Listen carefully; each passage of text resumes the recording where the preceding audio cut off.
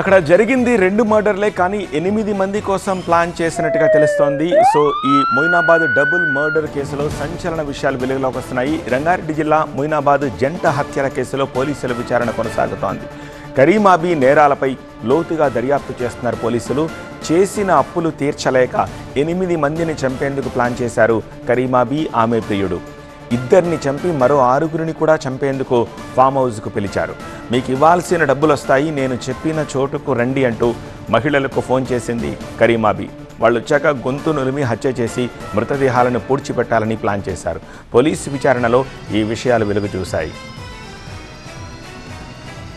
పోలీసులు కరీమాబీని అరెస్ట్ చేయగా బాత్రూంలో యాసిడ్ తాగి ఆత్మహత్యకు యత్నించింది.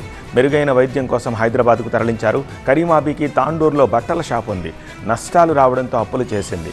ఆమె గత చరిత్రపై పోలీసులు లోతుగా దర్యాప్తు చేస్తున్నారు. కరీమాబీ నుంచి ప్రాణహాని ఉందంటూ పోలీసులను ఆశ్రయించారు 6 మహిళలు.